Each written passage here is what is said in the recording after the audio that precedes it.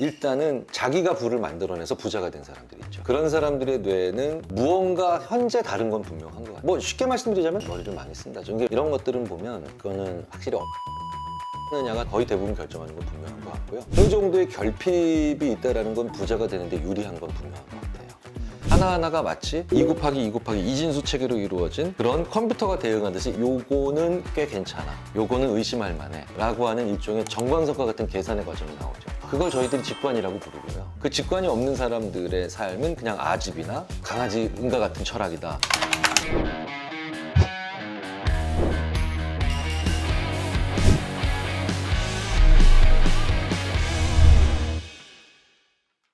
네, 김겨일 교수님 나오셨습니다. 뭐 워낙 유명하셔가지고 제가 자주 뵙는 분이니까. 아 정말요? 네. 제가 너무 진짜 너무 좋아해가지고 그 예전에 얘기하신 것 중에 광부가 그냥 이거를 계속 캐고 있으면은 노동이 되는데 이거를 수치로 표현하면은 게임이 된다. 저는 그 개념이 너무 충격적이어가지고 그래서 이제 직원분들이 재밌게 일하고 성장했으면 좋겠는 마음이 굉장히 큰데 같은 일을 반복하고 그러면 재미가 없어질 수 있어서 제가 그거를 모든 걸 수치화하고 피드백 받게끔 하면서 뭐 그 영상을 통해서 원래 알고 있었지만 너무 좋아하게 돼서 아무튼 영광입니다. 좀 대중적인 질문인데 인생을 딱 아기로 태어나서 공평하게 시작을 하잖아요. 물론 재산은 각기 다르겠지만 누군가는 부자가 되고 누군가는 가난해지는데 그게 어떤 뇌의 차이가 있는지 그거를 어떤 트레이닝으로 극복이 가능한지 뇌과학의 입장에서 좀 궁금합니다. 사실 저는 이제 인지심리학자인데 인지심리학자가 뇌과학의 아주 인적 분야예요. 근데 이제 저희는 뇌 자체를 연구한다기보다는 뇌를 둘러싸이는 환경을 보통 연구를 많이 하는데 가난한 사람의 뇌라기보다는 부자인 사람의 뇌, 부자가 아닌 사람들의 뇌 이렇게 좀 표현을 좀 바꿔서 많이 얘기를 하거든요.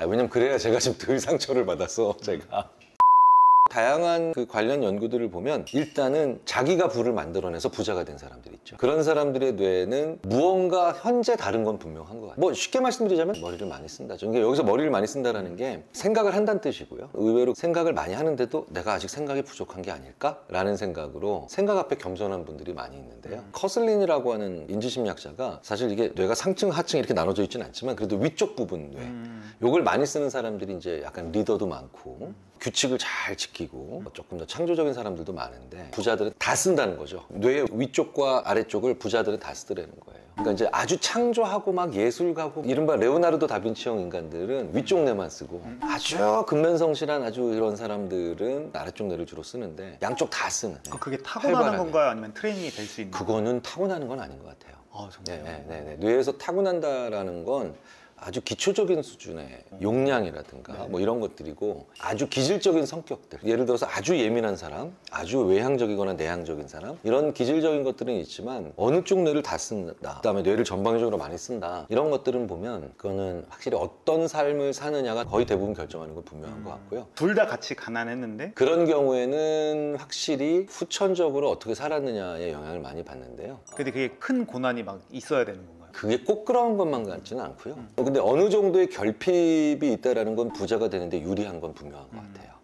왜냐하면 결핍이 무언가를 가지고 싶다는 강한 욕구를 만들어내는 건 당연하니까. 그렇게 치자면 왜 많이 나오는 다른 심리학이나 아니면 다른 학문 분야에서 통계적으로 많이 나오는 패턴, 첫째가 부자가 적다.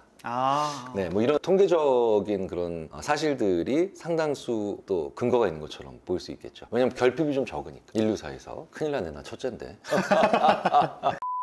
책 중에서 되게 재밌게 읽었던 부분 중에 하나가 미국에서 도루를 가장 많이 하는 야구 선수가 보통 5명이 있으면 넷째, 셋째인 경우가 유의미할 정도로 확률적으로 그게 있더라고요. 실제로 셋째나 넷째들이 굉장히 도전적이고 스포츠도 굉장히 위험한 걸 위주로 많이 하고 첫째들이 안정적인 직장을 갖거나 안정적인 스포츠를 하거나 이런 경우들이 많다고 하더라고요. 근데 의외로 그럴 수밖에 없는 게요. 인간의 태어나는 그 순간에 갖고 태어나는 거 말고 1살, 2살, 3살, 4살 정말 아주 어린 시절에 또 만들어지는 것들. 사실 저는 이것까지 다 합쳐져서 선천이라고 봐야 된다고 얘기를 많이 드리거든요.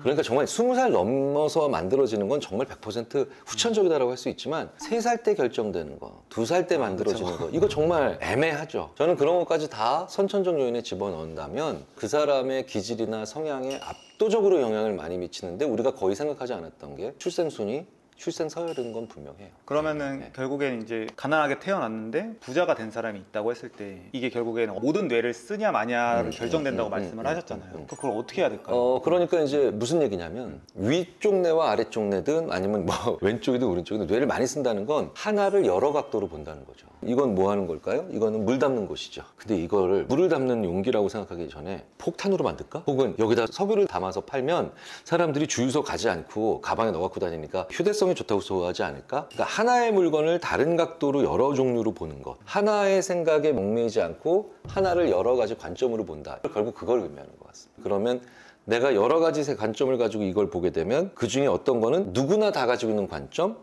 근데 이거는 나만 가지고 있는 관점?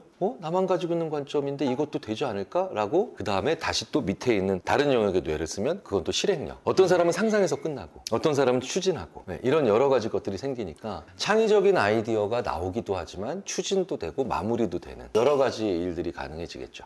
결국에 여러 가지 각도로 이걸 사고를 해야 되는 건데 여러 가지 사고가 사실 쉽지 않잖아요. 저는 그렇죠. 이걸 들었을 때는 그냥 책 읽기밖에 사실 생각이 안 나는데 뭐 이거에 대해서 어떻게 생각하시는지랑 그거 말고도 혹시 방법이 있는지. 그래서 뇌만 놓고 보면 사실 부자의 뇌가 훨씬 더 활발하게 움직이는 건 분명한데요. 저는 여기서 굉장히 진화적인 얘기 하나가 또 추가가 되어야 될 것 같아요. 사실은 뇌를 그렇게 많이 쓰지 않는 분들이 계세요. 아무 생각 없다가 아니라 그만큼 생각을 많이 하지 않으니까 줄이고 하니까 수능자들이죠. 역행자가 아니고 수능자예요. 네. 그렇죠. 근데 수능자가 반드시 필요해요. 맞아. 네, 마음의 지혜에서도 나오는 개념. 네. 아니면 한 사람의 역행자가 나오면 그 역행자가 앞으로 치고 나가는 과정에서 조력자도 있어야 되고요. 수능자도 있어야 되는데 저도 이렇게 주위에서 보니까 타고난 수능자들은 있어요. 타고나는 부자라는 건 거의 없다고 보이지만 타고난 수능자들이 있습니다. 이 사람들은 참 좋은 조력자들이 될 수가 있고 맞아요. 그래서 제시하는 저 가치에 알았어. 나도 동참할게. 나는 생각과 말을 좀 줄일 테니까 같이 가줄게. 자, 그렇다면 여기서 무엇이 만들어져야 되냐면 활발히 움직이고 전방위적으로 생각을 하는 부자의 뇌를 가진 어떤 사람에게 주위에 있는 좋은 조력자와 수능자들이 있어야 되잖아요. 그러면 여기서 그 관계가 유지되려면 어떻게 됩니까? 부자가 될 사람이 감사를 해야 되죠. 그러니까 부자가 될 뇌를 fMRI로 쭉 찍어서 이 사람은 부자가 될 가능성이 높아. 또 그분을 향유하는 사람들의 특징에는 뭐가 있느냐? 그게 좋은 관계를 유지할 수 있는. 특히 자기의 조력자, 자기의 수능자에게 착취하지 않고 같이 가고 공존하려고 하는 그런 공존력이 있는 감사의 마음을 얘기할 수 있는 그 성품 반드시 필요하겠죠. 또 하나 여쭤볼 게 한 심리학 책을 봤었는데 이게 팩트인지가 궁금해서 이게 조력자들에게 결국 더 헌신하고 사랑하는 마음을 가질 때 창의성이 나온다. 자기 긍정, 타인 긍정을 할 때 여기가 확 활성화되고 그때 문제가 많이 해결돼요. 그래서 남을 도와주려는 사람이 자꾸 성공하는 것 같은 이유가 그거예요. 그게 진짜인가요? 네. 저도 그런 연구들을 20-30편 읽었고요. 그냥 읽은 것뿐만 아니라 이제 실제로 기업이나 아니면 다른 곳에 적용시켜 볼 때 그건 확실히 사실은 맞더라고요. 그게 메커니즘이 뭘까요? 이제 왜냐하면 내가 이 문제를 해결하려고 하면 내 문제죠. 근데 도와준다고 생각하면 문제가 약간 더 떨어져서 보거든요. 근데 모든 창조적인 혁신이나 아니면 신박한 묘수들은 같은 문제를 여러 종류의 거리로 봐야 이렇게도 봤다가 이렇게도 봤다가 이렇게도 봐야 되는데 정말 재밌는 건 너 이 문제를 해결해 라고 하면 창의적으로 해결이 안 되는데 네 친구가 못 풀었대 좀 도와줘봐 이렇게 하면 되네 이런 게 나오는 거죠. 관점이 달라져서 그래요. 거리가 달라져서. 그래서 재밌는 건 위대한 발명가들은 그걸 아는 것 같아요. 이쯤 되면은 잠시 이탈해 줘야 돼 하고 그 생각을 바꿔줘야 돼. 물론 그거는 제대로 된 몰입을 하고 있으니까 가능한 거지 아무런 몰입도 하고 있지 않은 상태에서 밖에 나가면 그냥 일탈이죠. 일탈이고 그냥 놀러 다니는 거니까 요쯤 정도 되면 한번 발상의 전환이 이루어지더라. 이렇게 시그널을 주는 그런 상황들의 리스트를 잘 알고 있어요. 그래서 혁신적이거나 아니면 대단한 일을 해내는 사람들은 저희 인지심리학자들이 원래 사람의 내면 변수도 중요하지만 못지않게 심지어 더 중요한 건 외부 변수가 되게 중요하다는 거를 강조하기 때문에 뛰어난 사람, 훌륭한 사람, 심지어 끈기 있는 사람들조차도 자기를 그렇게 만드는 외부 변수들에 대한 리스트를 아주 잘 알고 있고 심지어는 막 적절하게 이용할 줄도 아는. 여기 보고 계시는 분들이 외부 변수가 뭐지? 할 수 있는데 모든 종류의 상황. 아침인지 저녁인지 배고플 땐지 배부를 땐지 아니면 기분 나쁜지 그렇죠. 그런 게 뭐냐면 로버트 치알디니 같은 그 심리학자는 그런 걸 이렇게 얘기합니다. 인간의 생각은 정말 철저히 공간과 상황에 종속된다. 저도 동의를 안 할래야 안 할 수가 없는 게 예를 들자면 저는요 논문은 절대로 집에서 안 써지더라고요. 의지대로 안 돼요. 제 뇌가 논문이라고 하는 것을 집이라고 하는 상황에 집에서 앉는 의자에서 돌아갈 수 있도록 세팅을 안 해놨어요. 그런데 연구실에서는 초집중 되죠. 진짜로 하고 올라갑니다. 그런데 칼럼은요 죽어도 연구실에서 안 써져요. 논문에 비해서 칼럼은 조금 더 많은 많은 사람들이 읽으실 수 있게 만드는 대중성 약간 있게 대중성 이제 있는 하지만 에세이보다는 조금 더 논리적인. 견고한 논리적인 글들이죠. 이건 무조건 집에서 써야 돼요. 제가 거스르려고 해봤자 더 힘든 만 들고 왜 그러냐? 제 뇌가 알고 있는 거죠. 그건 집이라고 하는 공간이 네가 1년에 한 번 갈 수 있는 공간이 아니라 매일매일 가는 공간인데 왜 너는 굳이 연구실이라는 공간에서 이걸 하고 있어? 내 뇌가 거기에서 잘 세팅되어 있는데. 그러니까 이게 소위 말하는 뭐 F1 경기장에서 트랙터 모는 것 같은 느낌이 나오는 경우들이 되더라고요. 심지어 이제 시점도 붙어요. 신기하게도 제가 쓰는 모든 칼럼은 일요일 저녁 때가 되면 써져요. 왜 그러냐면 일요일 저녁에 뇌가 어떤 식으로 반응하냐면 이 시점에 이제 칼럼을 하기 위한 딱 좋은 세팅 상태로 들어간 거죠. 아주 깊게도 아니고 아주 어설프게도 아니고 딱 대중들이 읽을 정도의 논리적인 글을 만들어내는데 괜찮은 분위기가 되고요. 거기에 맞게 또 왜 그런가 봤더니 일요일 저녁에 술 먹는 사람 별로 없잖아요. 저도 일요일 저녁에 술을 먹는 일은 없거든요. 항상 그러니까 저녁을 누구랑 먹냐면 가족이랑 먹는데 일주일 내내 제가 만났던 재수없었던 사람들 너무 그 양반 이상해 막 이런 사람 별의별 사람들 인간 군상들에 대한 뒷담화를 해요. 네. 사실 가족들이랑 뭐 밖에서 만난 사람들 뒷담화 하는 거야 뭐 안전한 일이니까. 근데 이제 남을 그렇게 열심히 뒷담화하고 뭐 지 흠결은 모른 채 남을 뒷담화하고 난 다음에 보면 칼럼을 쓰기 위한 최적의 준비 상태가 또 하나 되는 거예요. 남의 뒷담화를 아무리 해봐야 그 논문 쓰는 데는 하나도 좋은 최적 상태가 아니고 준비 상태가 안 되거든요. 그러니까 논문을 쓸 때는 무언가 사회적인 게 아니라 내 안에서 계속 있는 흐름에 초점을 맞춰야 되거든요. 그런 여러 가지 것들을 알고 있죠. 자, 그러면 일을 쉽게 몰입하는 사람들에게는 분명히 어떤 특징이 있냐면 이건 여기서 언제 어떤 상황에서 하면 딱이다 라고 하는 그 리스트를 가지고 있는 거예요. 그 리스트가 게다가 현실적이어야 돼요. 생각해보세요. 만약에 칼럼은 지리산 정상에서만 쓸 수 있다. 그러면은 거기에 일주일에 한 번씩 못 가잖아요. 논문은 호텔 스위트룸에서만 쓸 수 있다.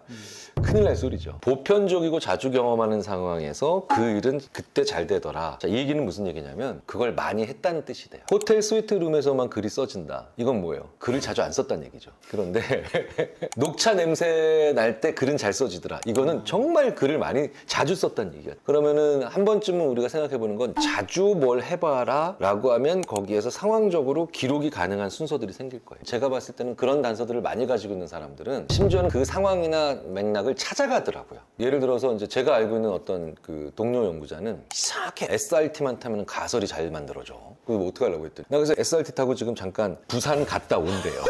나 진짜 어이가 없어가지고. 근데 사실은 뭐 10만 원이면 논문 근사한 게 한 편 나올 수 있는 가설을 만들어 끄집어낼 수 있다면 나올 듯 하는데 안 나오니까. 그래서 타고 갔다 오더니 정말 꺼내더라고요, 가설을.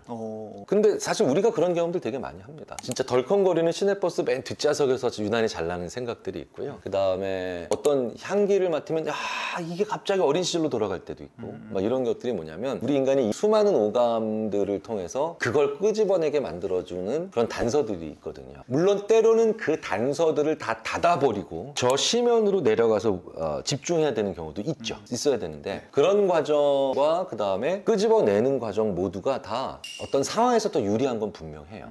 그걸 리스트를 진짜 촘촘히 수첩한 권 분량을 가지고 있는 사람들을 보면 부럽죠. 자기 자신에 대한 전문가인 것 같아요, 그 사람들은. 이건 너무 중요한 것 같은데 저도 예전에 직원분들이 항상 저한테 피드백했던 것 중에 하나가 저는 예를 들어서 스트레스 받는 상황이 오면은 저만의 뭐 1, 2, 3 뭔가를 딱딱딱 해요. 그리고 어떤 뭐 즐거운 일이 있으면 이걸 극대화하기에 뭘 딱딱딱 하고 그런 게 너무 신기하다는 피드백을 들었던 적이 있어요. 지금 이게 어떻게 보면 중요하다고 이야기를 하시는 건데 이거를 그러면 사람들이 훈련을 할 수 있는 방법이 있을까요? 일단은 그게 1도 아니고 1, 2, 3이 나온다는 건 다청님은 굉장히 자기 자신에 대한 전문가죠. 촬영 전에 이제 우리 잠깐 이야기 나눌 때 아침 시간을 어떻게 쓰냐 해서 보통 100인의 전문가가 100가지의 방법을 얘기하잖아요. 근데 다청님은 저는 다 필요 없고 어쨌든 아침엔 최소한 그 잡담을 줄이고 네. 그 다음에 생각을 하는 걸 많이 한다. 그게 바로 뭐냐? 내가 아침에 잡담을 많이 해본 적도 있고 그렇죠. 그 다음에 아침에 사람들이랑 많이 막 인사 나누고 막 회의해 본 적도 있고 여러 가지 것들을 해봤는데 아침에는 잡담을 줄이고 무조건 다른 것보다 생각을 하고 결정하고 계획해야 되는 거구나 라고 그 결론에 도달하신 거죠. 그쵸. 그러기 위해서 그 전에 그것과 다른 그 반대되는 행동 아니면 관련이 없는 행동들이 엄청나게 많았을 거 아니에요. 네, 거의 10년 가까이. 그렇죠. 엄청나게. 네. 그때마다 건건이 그걸 기억해 놓으셨으니까 이 결론에 도달하실 수 있잖아요. 기록하는 겁니다. 그때마다. 기록. 아침에 잡담을 많이 했더니 예상외로 일이 안 되네. 여기서 중요한 건 예상외로.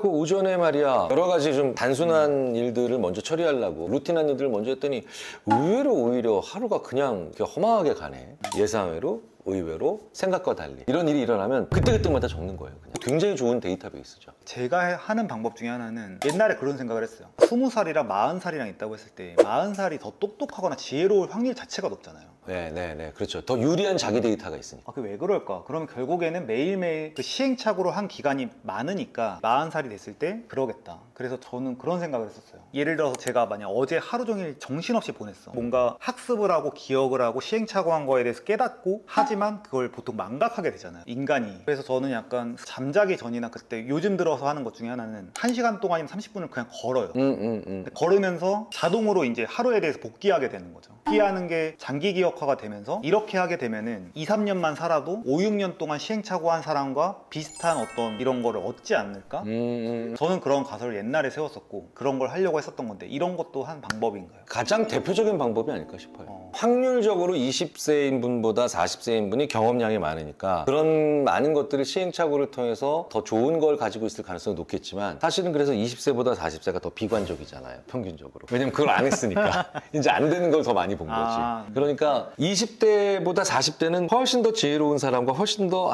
아무것도 안 돼 라고 자포자기한 사람 개인차가 더 커지고 60대의 개인차는 더 커지고 70대의 개인차는 더 커지죠. 저는 70대 초반의 분들을 보면 뭐 최재천 교수님 같은 분도 보고 또 다른 종류의 분들도 보잖아요. 정말 인간이 저렇게 다 달라지겠구나. 너무너무 괜찮은 사고나 아니면 지혜가 있는 사람부터 정말 마이 동풍이 된 사람까지 그분들이 그런데 심지어는 예전에 같은 고등학교, 같은 대학교에 같은 과에서 거의 차이가 없는 술 마시던 관계였던 경우들이 너무 많이 눈에 띄니까 그렇게 조금씩 복귀를 하고 예상외로 생각보다 의외로 내 판단에 비해서 달라졌던 것들을 기록하는 사람들 있잖아요. 전 심지어 이런 것도 기록한다니까요. 어디 열차는 뭐 의외로 좌석 좁음, 어떤 건물은 예상외로 엘리베이터 되게 느림, 뭐 이런 거. 그 다음에 어떤 느낌은 나의 판단 중에 이건 신뢰할 만하고 어떤 것들은 오히려 의심해 봐야 되는지. 그래서 이런 것들을 기록을 많이 해놓으면 궁극적으로 쌓이면 이 사업은 될 거야. 근데 요 느낌은 의심해야 돼.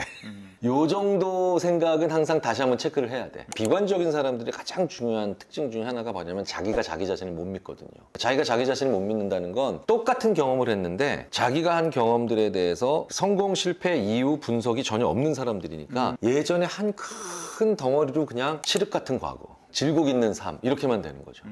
그런데 그거를 하나하나씩 그냥 그때마다 조금씩이라도 기록하거나 복귀했던 사람들은 하나하나가 마치 2 곱하기 2 곱하기 이진수 체계로 이루어진 그런 컴퓨터가 대응하듯이 요거는 꽤 괜찮아, 요거는 의심할 만해 라고 하는 일종의 정광석과 같은 계산의 과정이 나오죠. 그걸 저희들이 직관이라고 부르고요. 그 직관이 없는 사람들의 삶은 그냥 아집이나 강아지 응가 같은 철학이다. 근데 사실 그게 철학이 아닌 거죠. 고정관, 그다음에 아집 뭐 이런 걸로 살아가거나 아니면 비관으로 살아가거나 뭐 이런 식으로 가겠죠. 교수님이 했던 굉장히 인상적인 방법 중에 하나가, 그러니까 제가 생각했을 때는 그냥 복귀할 때 내가 너무 자만해서 이렇게 됐구나 이렇게 큰 틀로만 저는 생각했거든요. 근데 이제 교수님이 생각하시는 거는 이게 기차가 빨리 도착하는구나, 늦게 도착하는 거나 이 정도의 사소한 것들도 기억을 해놓으면은 메타인지가 높아지는 거죠. 왜냐면 사소한 거는 기록하기 되게 쉽잖아요. 그러면 연속 기록이 만들어지기 쉬워요. 하루에 운동을 얼마나 했는가를 보여주는 앱들이 하나하나씩 정보들은 진짜 별거 아니에요. 걸음 몇 걸음 걸었나, 몇 칼로리인가. 근데 되게 재밌는 건 만보계가 그렇게 오래전에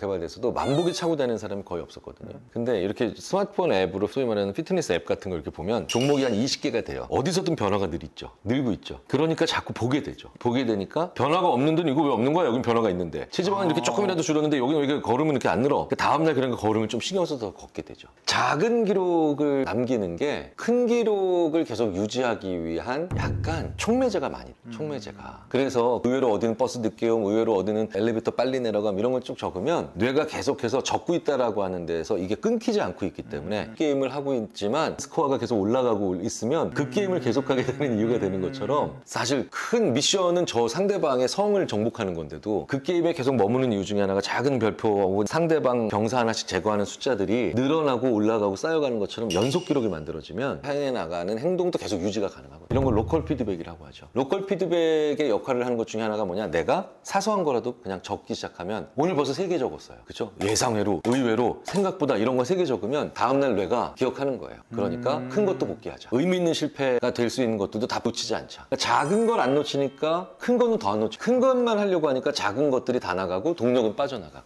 이렇게 되기가 쉽죠. 교수님께서 이야기한 것 중에 하나가 수치로 피드백을 받아야 재미를 느낀다 있잖아요. 저는 그거를 최근 2달 동안 너무 원래 그거를 좋아했지만 요즘 많이 해봤거든요. 제가 뭐를 하냐면은 원래는 제가 3분 이상 조깅을 해본 적이 없었어요. 너무 지겨우니까. 그러니까 저는 무조건 공으로 하는 것만 좋아하거든요. 그게 스피디하고 도파민이 팍팍 나오니까. 근데 조깅이 좋다고 하는데 어떻게 하면 이걸 늘릴 수 있을까 하다가 제가 했던 거는 그냥 되게 단순한 건데 방금 말씀하신 기록하기. 3분을 뛰었어요. 그 다음날은 3분 10초를 뛰어요. 3분 20초를 뛰어요. 그렇게 하니까 매일 너무 즐겁고 이걸 딱 이뤄냈을 때 기분이 너무 좋게 하루가 시작이 되고 그게 되니까 그 다음 헬스도 저는 한 달에 한 번밖에 안 했는데 최근 2달 동안 제가 몸이 엄청 커졌거든요. 이게 조깅이 어느 정도 되니까 자동으로 가슴 운동만 4일에 한 번씩만 하자. 10분만. 그걸 딱 하고 끝나고 그 다음날은 이제 턱걸이 10분만 하자. 근데 이게 습관화가 되니까 자동으로 허벅지 운동을 하게 되고 이게 연쇄적으로 이루어지더라고요. 재미를 느끼니까. 근데 그게 방금 말씀하셨던 작은 피드백, 눈금이 촘촘한 피드백이라고 저희는 불러요. 그거를 조금씩 하다 보면 자동으로 큰 것도 이룰 수 있다. 그렇죠. 이런 거죠. 더 중요한 건 영어로는 발런터리 스위칭이라고 하는데 자발적으로 그러니까 전환, 확대 이게 가능해요. 상체 운동만 하다가 하체 운동으로도 가볼까? 왜냐면 여기 연속 기록이 안 깨지면 촘촘히 그다음에 작은 스케일로 유지되면 여기서 다른 것으로도 이게 가려고 하는. 더 중요한 건 여기가 그 기록이 깨지면 여기들로도 안 갈라 그러. 되게 독특한 그런 인간의 그 동기부여 시스템이라는 게 있는 거죠. 그 공부 잘하는 친구들 보면, 일 잘하는 친구들 보면 딱 하기 전에 항상 하는 게 있죠. 쭉 빗금 걷고 한 개를 20개로 쪼개. 그럼 이제 진도감이 싹 생기죠. 그죠? 마치 이렇게 왜 우리가 뭐 하면 바 올라가듯이 보험회사 설계사분들 실적 올라가는 것처럼 20단계 눈금을 만드는 거죠. 촘촘하게. 그래서 3분 한다, 4분 한다, 5분 한다 보다 훨씬 더 유리한 건 3분 한다, 3분 10초 한다, 3분 15초 한다 이런 식으로 촘촘하게 만드는 게 더 낫죠. 그렇게 하면 언제 5분, 10분, 20분으로 가? 라고 하겠지만 그분들이 항상 한 번 하고 두 번 하고 끝나니까. 고통스러운 기억 때문에 그 다음에 안 하게 되더라고요. 그렇죠. 고통을 이겨내는 방법은 의지력도 있고 결연한 결심도 있지만 그거를 이겨내는 가장 좋은 방법은 가까운 데서 손만 닿으면 있을 것 같은 그 다음 눈금이 그게 더 맞겠죠. 너무 좋은 말씀 감사드립니다. 이번에 뭐 1부 마치고 그러면 2부로 한번 넘어가 볼까요? 네.